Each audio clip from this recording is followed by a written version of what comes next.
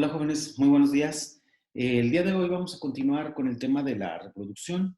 Recuerden que en este primer bloque principalmente tenemos este tema de la reproducción. Ya vimos un poquito el día de ayer sobre la reproducción asexual. Ahora vamos a ver el tema de la reproducción humana.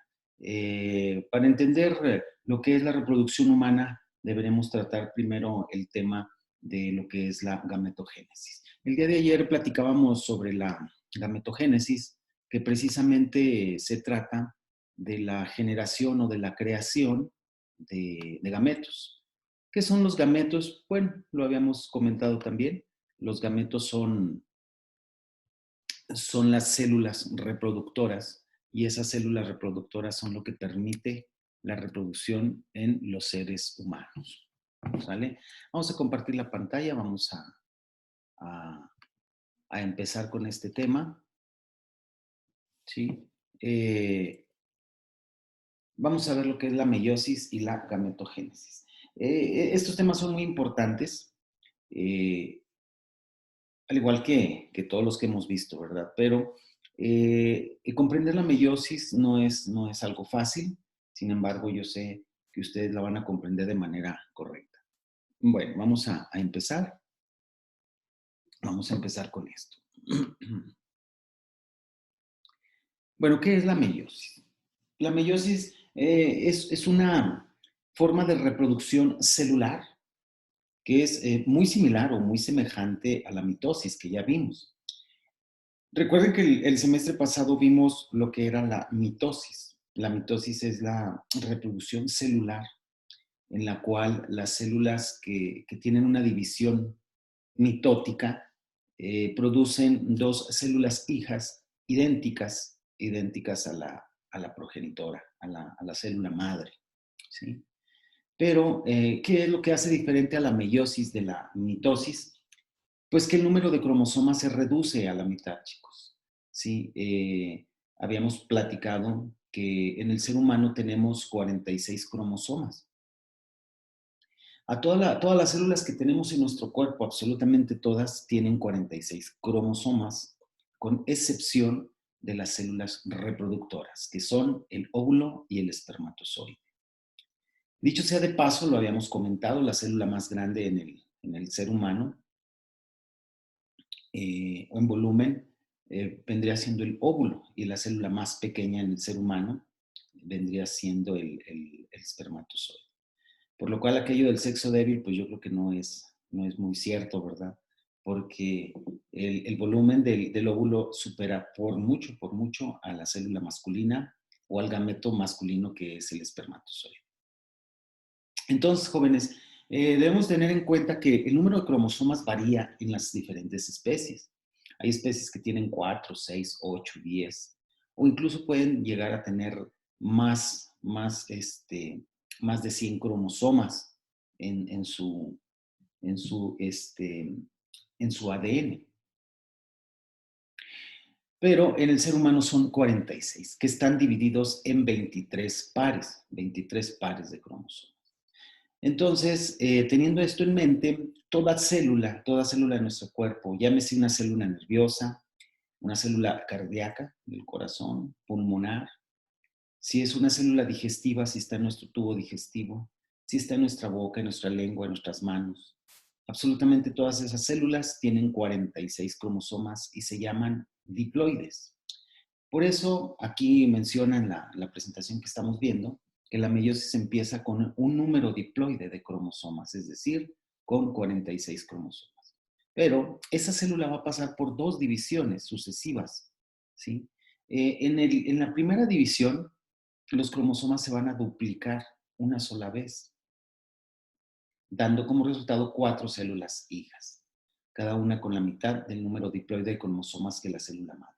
Es decir, vamos a tener como resultado de una gametogénesis células que van a tener solamente 23 cromosomas. Y se preguntarán ¿para qué? ¿Para qué vamos a tener 23 cromosomas si las células se supone que deben de tener 46 cromosomas? Bueno, precisamente porque cuando nosotros tenemos espermatozoides que tienen 23 cromosomas y tenemos óvulos que tienen 23 cromosomas, una vez que se hayan unido en una fecundación, recuperan los 46 cromosomas, es decir, se complementan y vuelven a tener 46 cromosomas en una sola célula, es decir, se combinan esas dos células. Es por eso que es muy importante la meiosis, que la división celular se haga de una manera correcta, porque puede haber errores que pueden llevar a problemas médicos, a problemas de enfermedades en el producto que vendría siendo en el recién nacido o en el feto que se está formando en el vientre de la madre, ¿no? Bueno, entonces, cuando tenemos células que tienen 46 cromosomas, les llamamos células diploides, jóvenes. Diploides, ¿sí? Porque son resultantes de la unión de dos gametos. El espermatozoide de 23 y el óvulo de 23 cromosomas. Entonces, por eso se llama diploide, porque provienen de dos gametos. ¿Sale? Entonces, 46 cromosomas se llama diploide. Bueno, cuando tenemos espermatozoides y óvulos que tienen la mitad de cromosomas, las vamos a llamar haploides, ¿sí? Que también se le puede llamar monoploide. Mono significa uno. Entonces solamente va a tener un juego de cromosomas que son 23. ¿Vale? Entonces a esas se les va a llamar monoploide o haploide. ¿Sale? Entonces, 46 cromosomas diploide, 23 cromosomas monoploide o haploide. Bueno, para entender el tema o cómo se llevan a cabo las conjugaciones en una meiosis o en una reproducción celular, vamos a tener que el número diploide se le va a llamar 2N, ¿sale? 2N. Y el haploide se representaría solamente por N. Entonces, cuando dos gametos se unen, cuando un espermatozoide y un óvulo se unen, uno es N y el otro es N, al sumarlos vamos a tener 2N. Vamos a recuperar la célula diploide, ¿sale?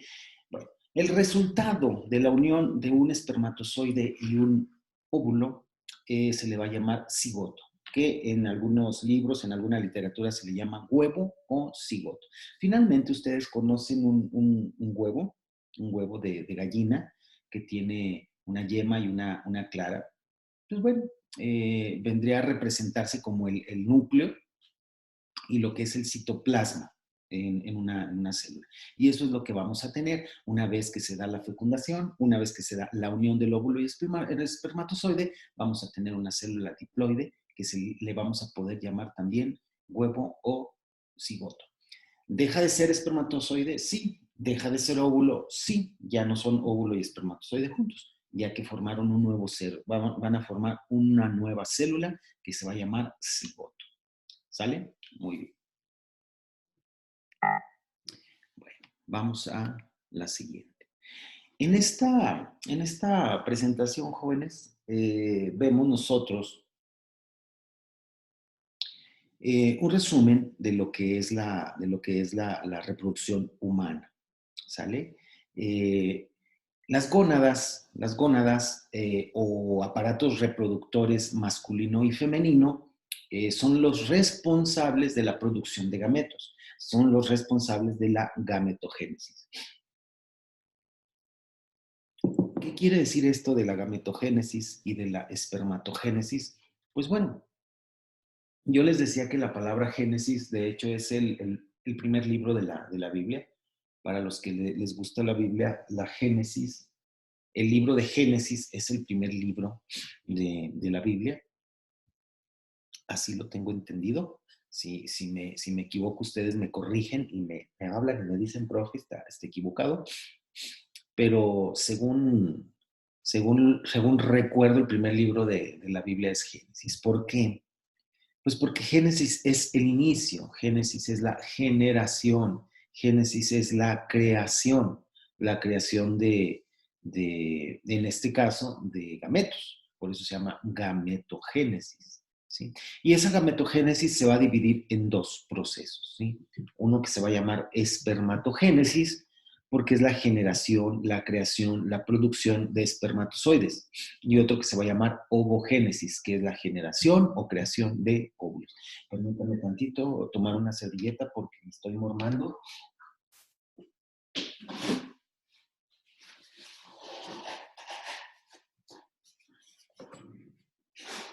Está muy frío aquí en el consultorio y me tuve que quitar la chamarra eh, y me estoy mormando un poquito. Ahí disculpen. Entonces, jóvenes, una vez comprendido el término espermatogénesis y ovogénesis. Ovogénesis, ¿por qué? Pues porque es la generación de óvulos, por eso se llama ovogénesis. Y espermatogénesis es espermatozoide, génesis, creación o producción de espermatozoides. Bueno, el aparato reproductor masculino tiene entre sus partes al testículo.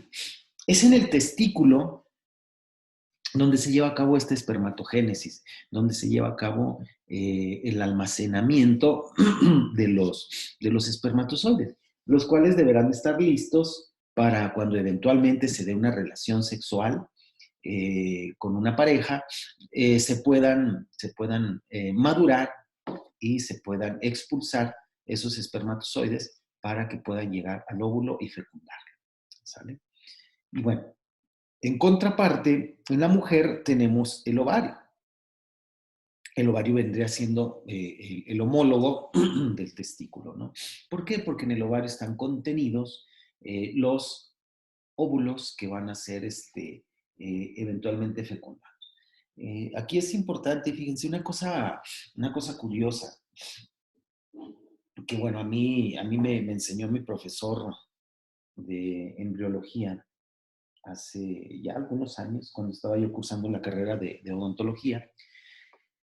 Eh, Nos decía él que, bueno, es un hecho, cuando una niña nace, cuando una bebé nace, en sus ovarios ya están todos todos los óvulos que va a tener durante toda su vida.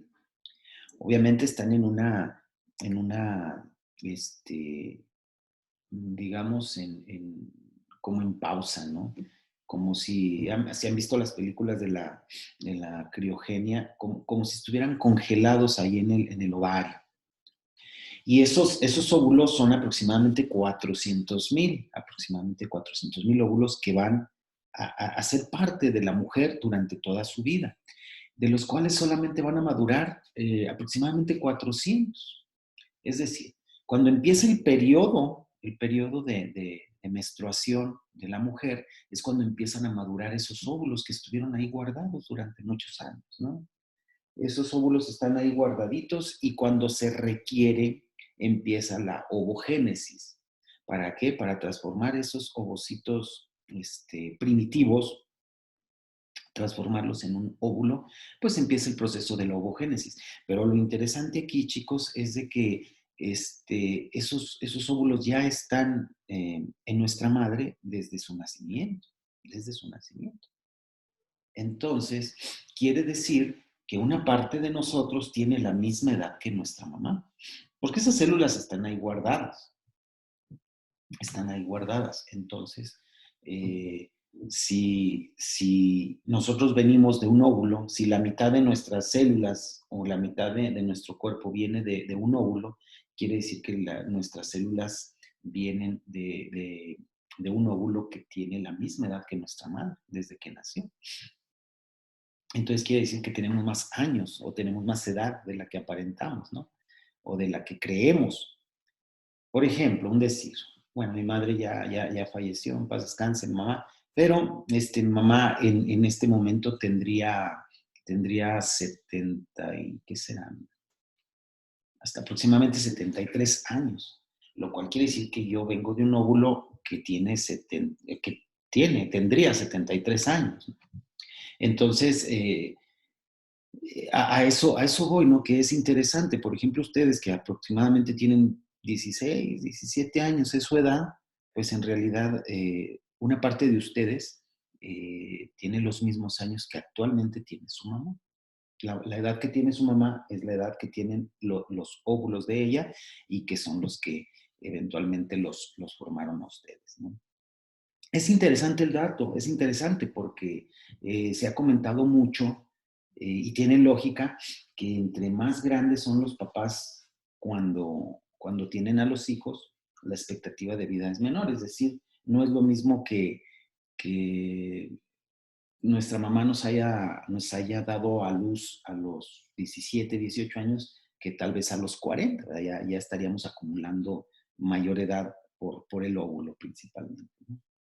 Entonces, digo, es un dato interesante que yo conozco desde hace muchos años y que les he estado compartiendo a las diferentes generaciones. Eh, pero vuelvo a insistir, si en algo me equivoco de lo que yo les comento, pues me pueden corregir y con todo gusto investigamos al respecto, ¿no?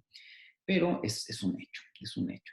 Es interesante, ¿verdad? Es interesante este dato. Yo supongo que ustedes no lo conocían, pero está muy, muy interesante el dato. Lo que sí es que los espermatozoides, esos no, esos se están produciendo este, continuamente en el hombre, ¿no? Entonces, esos sí no tienen muchos años, esos son nuevecitos de paquete, ¿sabe? Entonces, los óvulos son los que los contiene la madre al nacer. Entonces, ¿cómo se lleva a cabo el proceso? Bueno, pues aquí lo pueden ver ustedes. El testículo aporta los espermatocitos primitivos o primarios y el ovario también, ¿no? En el caso de la meiosis, pues el espermatozoide, una vez ya con un conteo de 23 cromosomas, va a fecundar a una célula femenina, que es el óvulo, que también es N, lo que les había comentado en la diapositiva anterior. N son 23 cromosomas. Entonces, si sumamos N del espermatozoide y N del óvulo, vamos a tener un cigoto, un huevo o cigoto que va a tener 2N, o sea, 46 cromosomas, y por tanto el feto va a tener 46 cromosomas. Bueno, aquí está más o menos el proceso, cómo se lleva a cabo, ¿sí? Vamos a tener una célula diploide de 46 cromosomas que se va a dividir en dos. Recuerden que en la primera división meiótica no hay una división del ADN, no hay una división de cromosomas. Hasta en esta parte ya tenemos una división meiótica y una segunda división meiótica para tener 23 cromosomas en cada célula resultante. ¿Cuál es el resultado de una meiosis? De una célula vamos a tener 4, es decir, de un espermatocito primitivo vamos a tener 4 espermatozoides maduros, ¿sale? Que van a tener 23 cromosomas cada uno de ellos.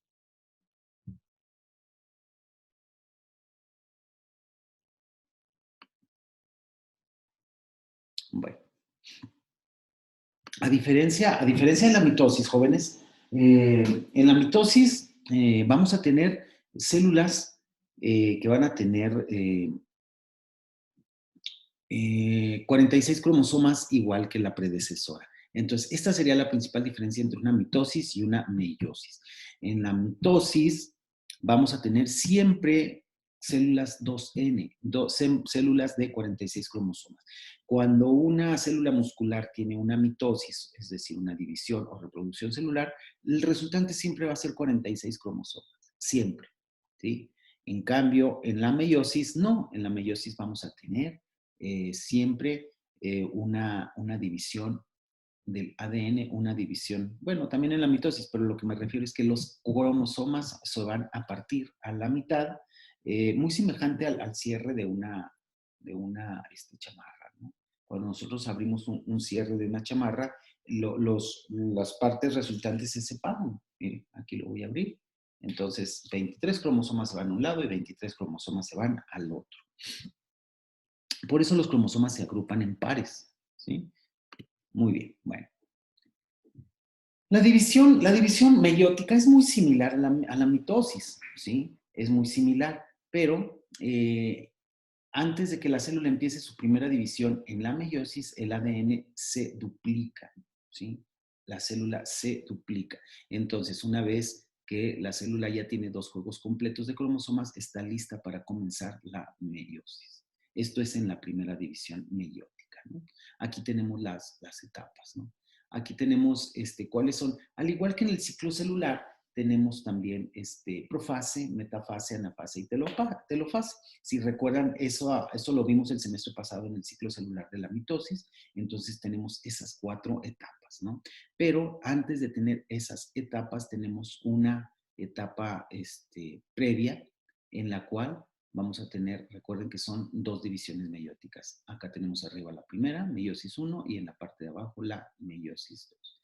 Entonces, en la primera división meiótica es muy similar a la mitosis. ¿Por qué? Porque ahí sí hay una duplicación del ADN. ¿Para qué? Para que se puedan formar dos células que van a seguir siendo diploides. Y es en la segunda meiosis donde se da la partición de cromosomas para formar células haploides. ¿Sale? Finalmente, jóvenes, lo que debemos entender y comprender es de que invariablemente los espermatozoides y los óvulos al final de la ovogénesis y la espermatogénesis van a tener 23 cromosomas. Esto es básico, ¿no? ¿Por qué? Porque se dan errores y hay ocasiones en que tenemos resultantes de 24 cromosomas o incluso 22 cromosomas y eso es lo que da lugar a los errores, cromosómicos y es cuando se da lugar a los síndromes, ¿sí? El síndrome más conocido, el síndrome que nosotros identificamos más, pues es el síndrome de Down, es el síndrome de Down, ¿no? Prácticamente todos tenemos en la familia, aunque sea cercano o lejano, tenemos una persona que es síndrome de Down, es Down en nuestra familia. Es muy común, pero son errores que hubo durante la división meiótica. ¿Sale? Bueno, entonces, viendo cuáles son las diferencias entre la mitosis y la meiosis, pues bueno, pueden ser al mismo tiempo diferencias y al mismo tiempo pueden ser semejanzas. ¿Sale?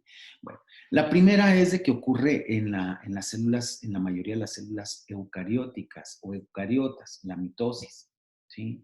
Y en la meiosis solamente ocurre en células eucariotas, ¿sí? La célula procariota no tiene este proceso de meiosis, ¿sale? En la mitosis no hay apareamiento de cromosomas homólogos. Es decir, aquí no hay una división de los cromosomas. En cambio, en la meiosis sí. Ahí los cromosomas homólogos se parean en sinapsis y puede ocurrir entrecruzamiento. Ese entrecruzamiento lo vamos a ver un poquito más adelante, ¿no? En la mitosis se mantiene el número de cromosomas, es decir, si la célula cardíaca tiene 46 cromosomas, la célula nerviosa tiene 46 cromosomas, el resultante van a ser el mismo número de cromosomas. Células nerviosas con 46 cromosomas y células musculares con 46 cromosomas. En cambio, en la meiosis, el número de cromosomas se va a dividir o se va a partir a la mitad, a lo cual le vamos a llamar haploide o monoploide. ¿Sale? En la mitosis solamente existe una división. En la meiosis tenemos 2 divisiones, primera y segunda división meiótica, que están simbolizadas con el 1 y el 2 romano. ¿Sale? En la mitosis se van a producir solamente 2 células hijas que van a ser idénticas a la predecesora. En el caso de la meiosis se van a producir 4 células hijas. ¿Sí? Vamos a ver en la ovogénesis y en la espermatogénesis la diferencia, porque en el proceso de ovogénesis solamente va a ser resultante un solo óvulo. Pero vamos a ver por qué. Vamos a ver por qué se está dando este fenómeno. Bueno. En el caso de la mitosis, las células hijas siempre van a ser idénticas a la célula madre y entre sí, ¿sí? Es decir, si de una célula madre tenemos 2 células hijas, estas 2 células hijas son como gemelas, ¿no? Son células que van a ser exactamente iguales y van a ser entre sí y van a ser también iguales a la madre, a la célula madre. En cambio, en la meiosis, las células hijas tienen combinaciones variadas de cromosomas y no son idénticas a la célula madre. Es decir, si la célula madre tiene 46 cromosomas y las hijas tienen 23, pues ya no son iguales, ¿no? Ya son diferentes. Entonces, estas son las principales semejanzas y diferencias entre lo que es la mitosis y la meiosis, que no se debe de confundir. ¿Vale? Bueno. Entonces, aquí tenemos en la meiosis dos divisiones meióticas, ¿sí? Aquí está. Meiosis 1 y meiosis 2. Y en la mitosis solamente vamos a tener una división mitótica. Entonces, vamos a tener como resultado 2 células hijas en la mitosis y en la meiosis vamos a tener 4 células hijas. Si se fijan en la mitosis, pues tenemos una célula que tiene la característica de 2N, que habíamos hablado que N son 23 cromosomas, 2N son 46. Y en la mitosis vamos a tener 2 células que van a tener la misma configuración, el mismo conteo de cromosomas, van a tener 46. Y en cambio, en la meiosis vamos a tener 4 células resultantes con solamente N, una N, ¿no? Que van a ser 23, 23, 23 y 23 cromosomas. Bueno, lo que les comentaba hace rato, el proceso gametogénesis hace referencia a la ovogénesis y a la espermatogénesis juntos, es decir, la gametogénesis es la producción de gametos, que pueden ser masculinos y que pueden ser femeninos. Cuando estamos hablando de los machos, son así como un macho mexicano, ¿no? Bueno, cuando estamos hablando de varones, así se llama, la hembra y el macho, en este caso en los machos, la gametogénesis va a producir espermatozoides, por eso el proceso se llama espermatogénesis, ¿no? Y como les decía, esto se da en los testículos, en los órganos reproductores masculinos. Sabemos que el órgano reproductor del hombre, del ser humano, está conformado por eh, ¿cómo se puede decir? Por varias partes, ¿no? Pero el más importante vendría a ser los testículos.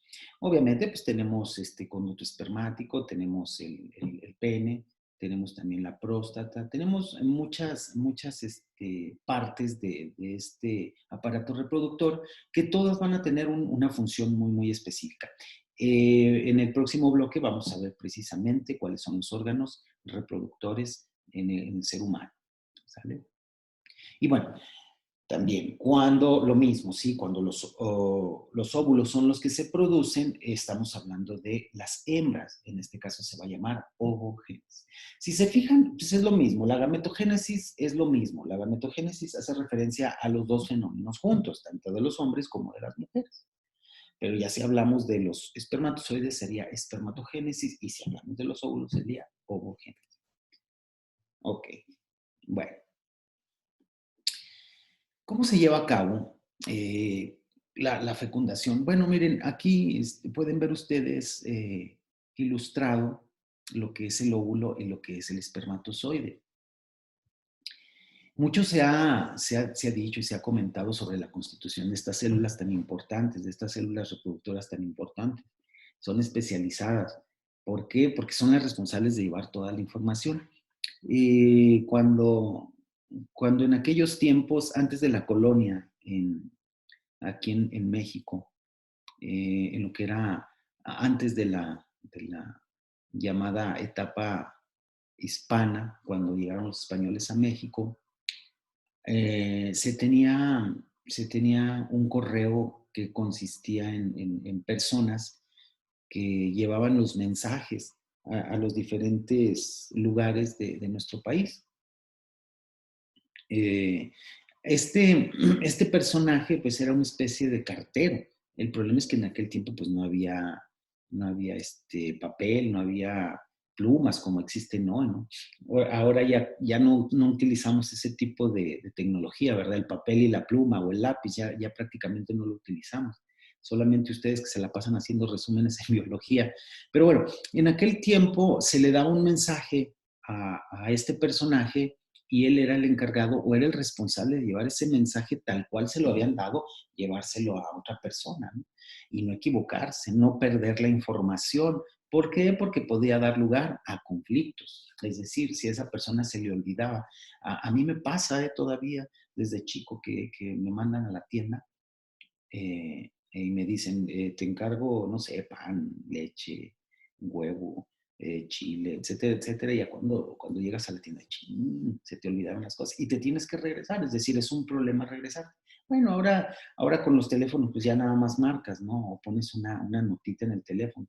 Pero en el tiempo que yo crecí, pues no había ese tipo de cosas, no había un teléfono celular para llamar a la casa. Se tenía uno que regresar a la casa a preguntar, ¿qué fue lo que me encargaste? Porque era uno distraído, ¿no? Entonces, en ese tiempo antes de la colonia, este personaje que era una especie de mensajero, cartero, pues tenía que llevar la información tal y cual se la dio, ¿no? Bueno, ¿a qué voy con esto? Pues que los mensajeros en nuestro cuerpo son precisamente el espermatozoide y el óvulo, chicos. Son los responsables de llevar nuestra información genética tal cual se la estamos dando al óvulo y tal cual se la estamos dando al espermatozoide. Es decir, ellos son los responsables de llevar la información genética que nosotros tenemos a nuestros hijos. Es decir, son los responsables de pasar nuestras características biológicas a nuestros hijos y la van a pasar tal cual la deben de pasar, ¿no? Entonces, imagínense que el responsable de fecundar un óvulo sea un espermatozoide mal hecho, mal fabricado, pues que vamos a tener el riesgo de que ese espermatozoide no dé una buena información y nuestro hijo pues nos vaya a salir mal, ¿verdad? Porque ocurre. Y vamos a ver más adelante por qué. Bueno, entonces, esto ya es un poquito ya repetitivo. Aquí está lo que les comentaba, ¿no? En la espermatogénesis, el resultado de este fenómeno o de este proceso, de esta función, que también es parte del metabolismo, recuerden que el metabolismo es la suma de todas las funciones del ser humano, del cuerpo o de todo ser vivo. Entonces, el resultado va a ser 4 espermatozoides, pero en el caso del óvulo, solamente vamos a tener un óvulo nada más, pero vamos a tener 3 cuerpos polares que se van a desintegrar y se van a desechar. Que finalmente son 4, ¿eh? Un óvulo y 3 cuerpos polares. Vamos a ver por qué. Ok, aquí está. Aquí está, ¿sí? Bueno, tenemos un espermatocito que se llama así, espermatocito primitivo, espermatocito que está ahí guardado.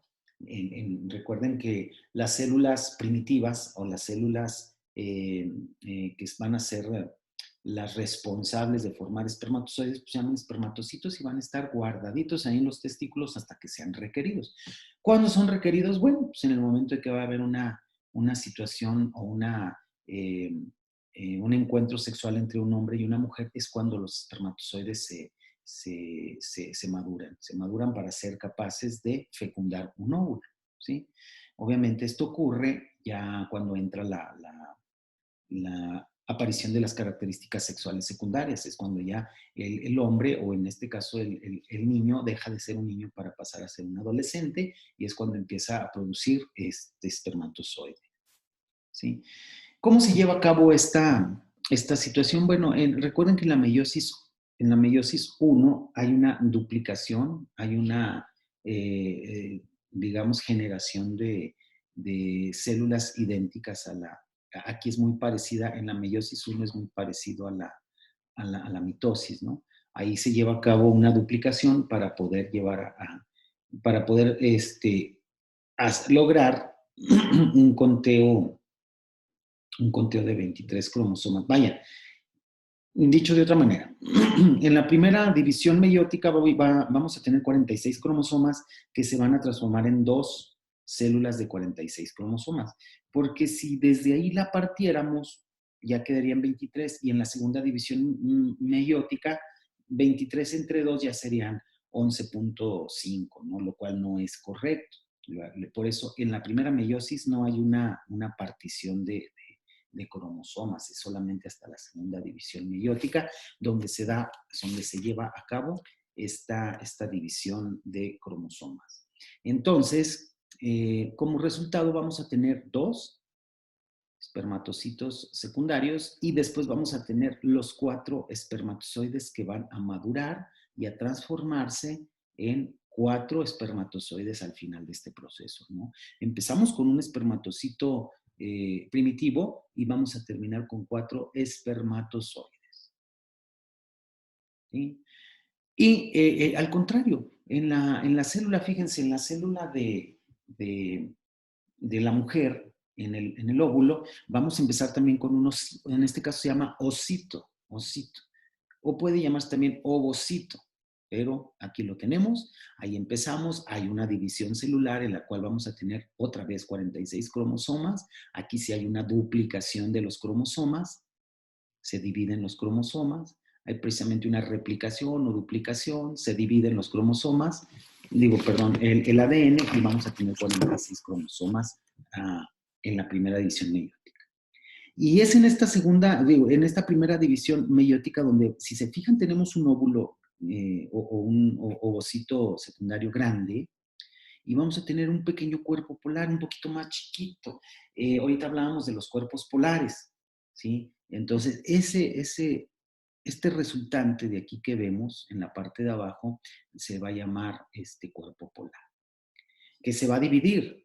El que se está formando arriba se divide, aquí miren, este grande, y la parte de abajo también, el cuerpo polar, se va a dividir y va a dar lugar a dos cuerpos polares.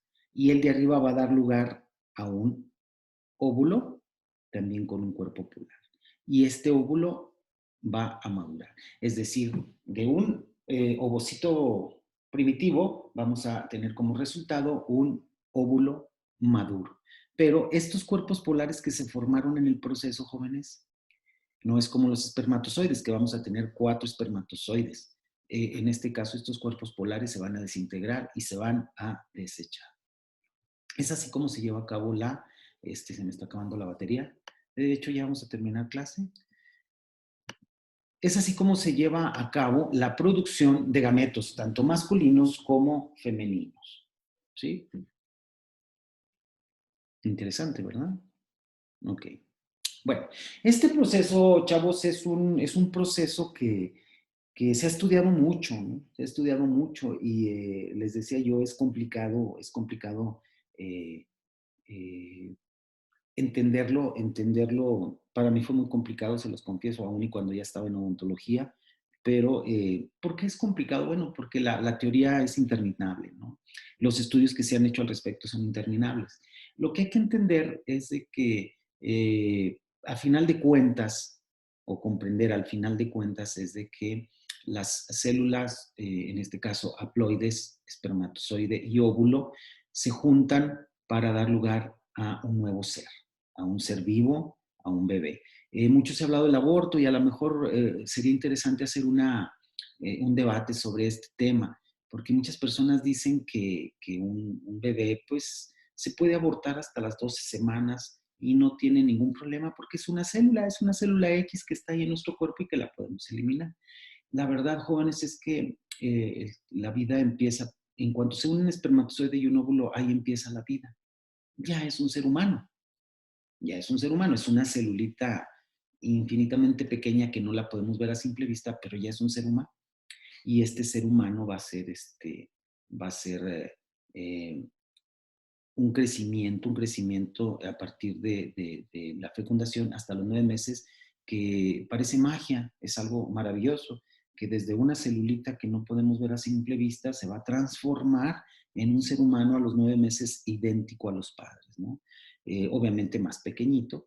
Entonces, eliminar, abortar un bebé desde esta etapa de la fecundación, para uno se considera ya un asesinato y para otras personas, incluso para la ley, en algunos países, en algunos lugares, se considera como algo muy natural, muy normal, de decir, ¿sabes qué? No quiero embarazarme, estoy ahorita todavía dentro del periodo de 12 semanas, lo puedo eliminar sin ningún problema, ¿no? Esto es una cuestión de principios, es una cuestión de valores. Cada quien tiene diferentes principios y cada quien tiene diferentes valores digamos, la discusión podría ser muy amplia. Pero bueno, les prometo que haremos un debate para ver ustedes qué piensan sobre este tema de la... Bueno, jóvenes, aquí lo vamos a dejar. Continuamos en la siguiente. Hasta aquí tenemos el resumen 2. Recuerden que en la primera clase solamente fue la tarea que les encargué.